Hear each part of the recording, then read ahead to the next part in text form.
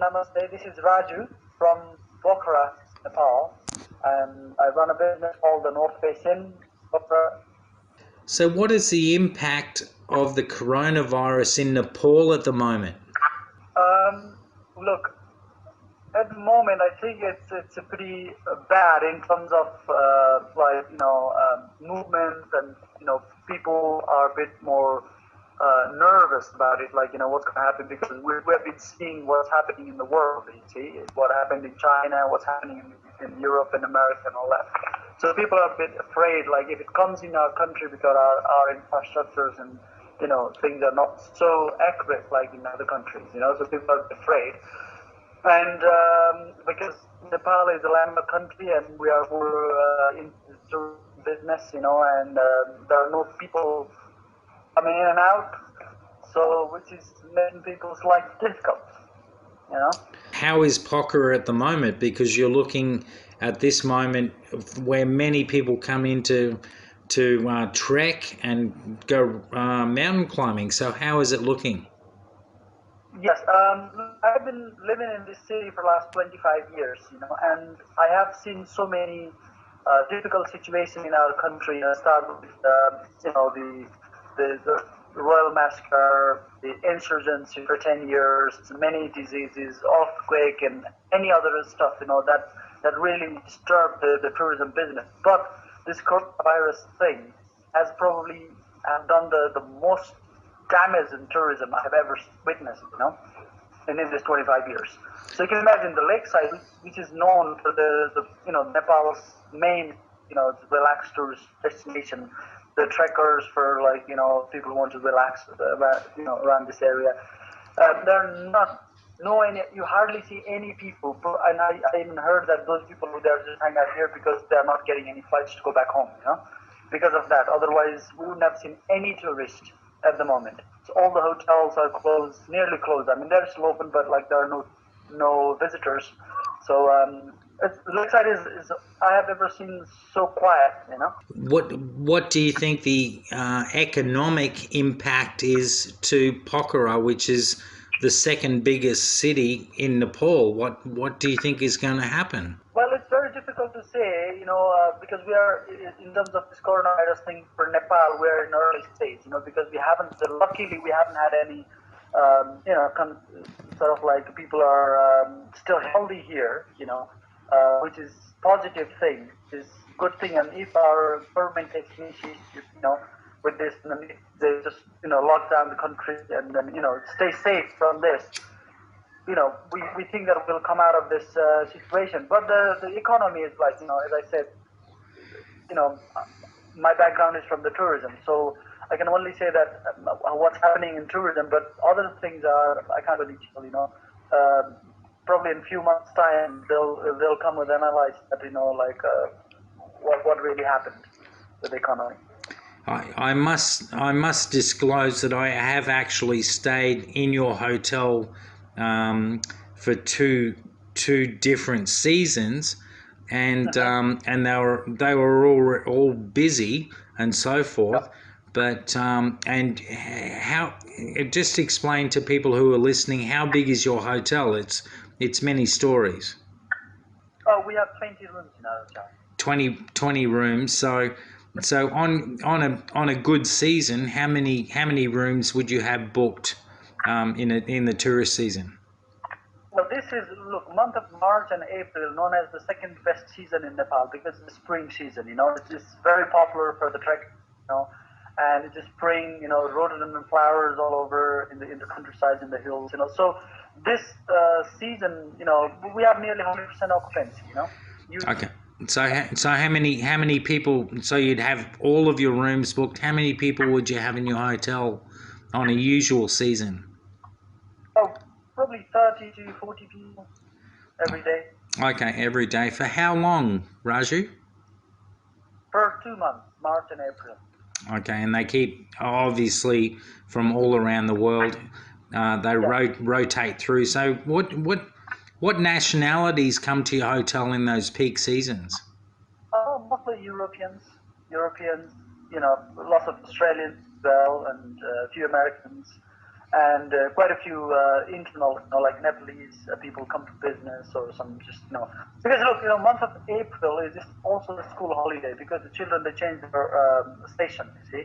So a lot of the parents bring their children to Pokhara because it's a good holiday destination, So when they have like 2 weeks time before they start their new class, so people used to come to Pokhara to holiday, So we're not only relying on the Western tourists. We also rely on the internal tourists, Nepalese people from Kathmandu, from various part of the country. They would love to come and travel, stay in Pokhara with their families, So we're also missing at the moment. Okay, so how many people do you have booked in at the moment, which is coming up to the peak season, and how many bookings do you have? We had a few bookings, but they've been all cancelled. We had a few trekkers from the Netherlands and from other countries, and it has been all cancelled, and they don't know when they will travel next. But everything everything has been cancelled. Everything, Yeah, there are like no people at all. What is the feeling around Pokhara? Because obviously you must have connections around, other hotel owners and people who run restaurants who you run with. What is the feeling around Pokhara at the moment? Well, people are a bit worried about how to sustain, because there has been like millions of billions of rupees has been spent, in this business. So not everybody will have money from their pockets. So people have gone to the financial institutions, like banks and things like that. So now people are worried about how they're going to pay their mortgages and their interest and all that, because when there's no business, and other part is how do we going to keep our staff, because in our country it's difficult, it's not like hourly basis or weekly or something, because it's like a long-term tax that we have with our employees, So that's also another task, and so at the moment people are more gathering and trying to knock the government's door and saying that how are we going to sustain our business. So that's more of a talk at the moment, rather, there's no point how we're going to, bring the tourism back at the moment, because even we were thinking, okay, maybe the international, the tourists are not coming, so why don't we promote the domestic tourists, which is we're not in a position to do that either, because nobody wants to come out of their house or take a risk to go and travel. So 2020 was something that every Nepalese person was looking towards as, the year to come to Nepal and visit Nepal. That was the main thing. And what do people think about that? Well, we were very excited about this, and there's been lots of, we have witnessed like two other occasions earlier. One was in 1998, and the other one was at 2011. Visit Nepal years, and then this one is particularly more exciting because the infrastructures are a bit better now, and the government, who are running the country at the moment, are a bit more established, and the advertising has been gone through all over the world. So people are really excited, and to host people, and we're believing that maybe 2 million people will arrive, So the excitement was there, but now, it's all gone, and then even the government has called off all the advertisement programs and all the programs they were supposed to do, during this period of time. So everything has been called off, and now we're more of talking into the area that how we're gonna be safe from this deadly virus. Has the Nepalese government or the hospitals, do they have a testing process to actually see how many Nepalese people have the virus? Well, listen, about this, I can't really tell anything at the moment, because, as I said earlier, that we haven't had any thing that has appeared as a serious issue, like somebody has died or somebody has been infected or things like that so far, Well, I don't know, maybe there has been some hidden cases, which hasn't come out or something, because our culture, people won't go to the hospitals or things till they really need the care, because some sort of like a small flu and things like that really happens.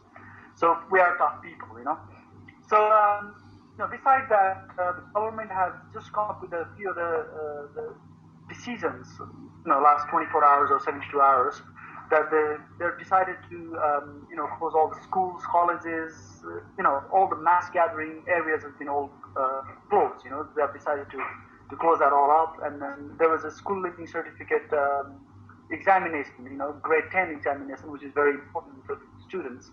They have been, they postponed it, for uncertain time. So they have taken some initiatives, about this. But I'm afraid, I don't know what are the governments in the hospitals and things, the mechanism, to test people and things like that. How strong or how effective they are making this, I'm afraid I can't really, tell that at the moment. I know you personally, Raju. I've stayed in your hotel quite a few times. How are your family feeling about this? You've lost business.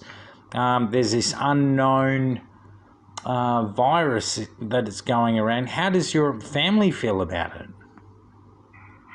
We are at the moment, we lost the business. That's not only us that we're losing the business.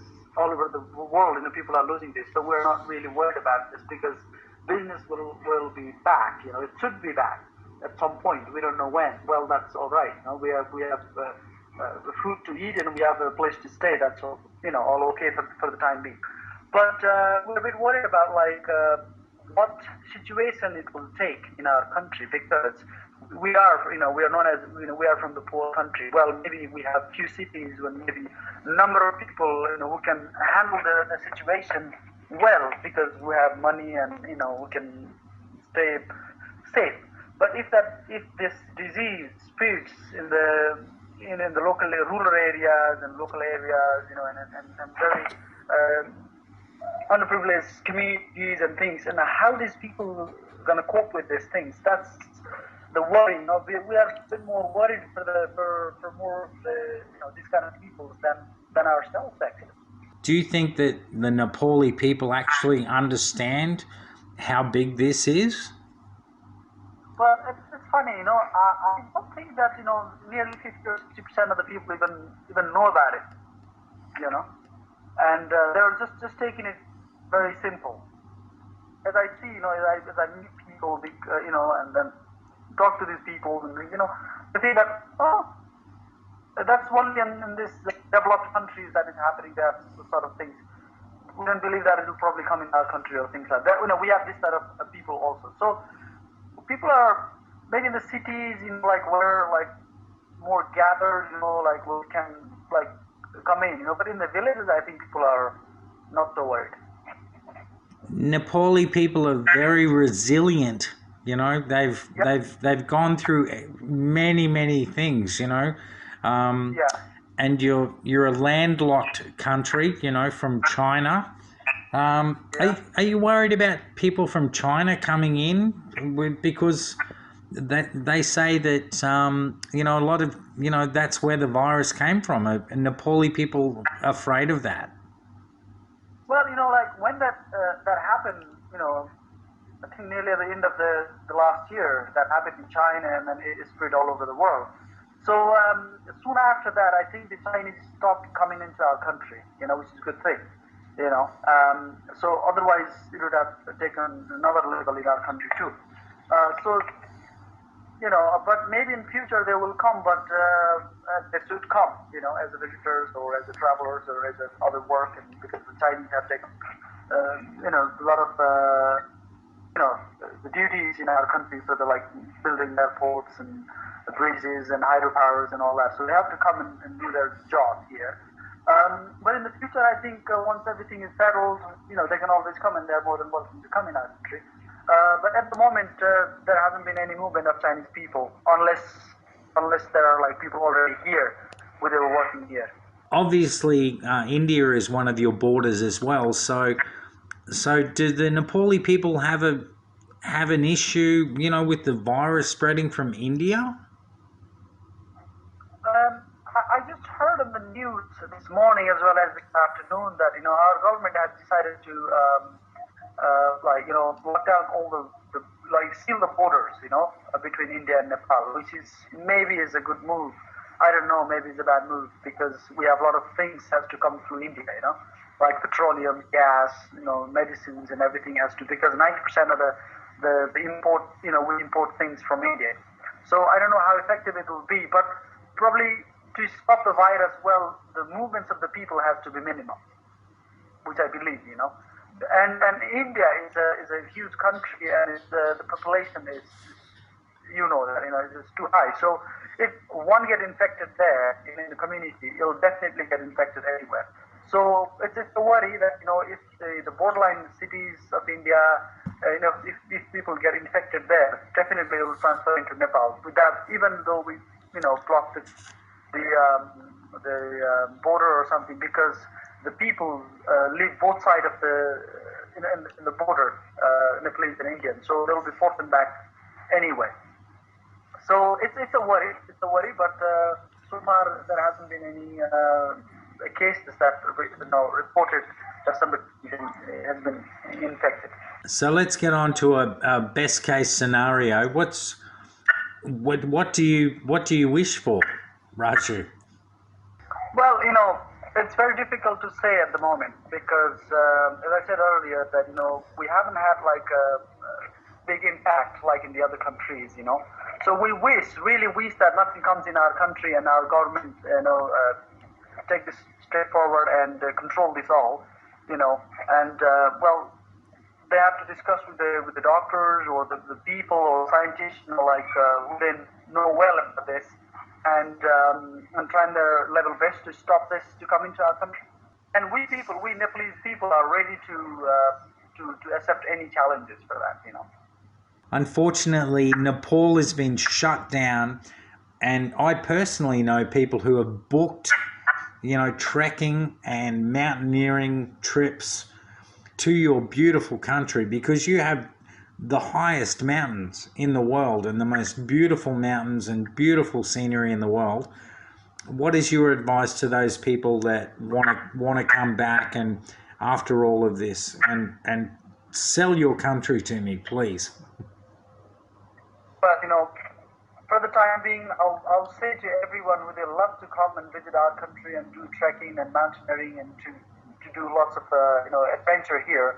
For the time being, I'll say please stay home, because we all suffering. Not only people from other countries, people from all over the world who are suffering. So let it get be over. It'll take time, we know that, and then we have beautiful time will come, and then we can travel, to go anywhere, and then please do come to our country, and visit our beautiful mountains, trek them, hike them, do rafting in our country, whatever you want to do, in our country, and then in that way that you will also help our people, providing us job again, business again, and that way it'll be nice to our people also.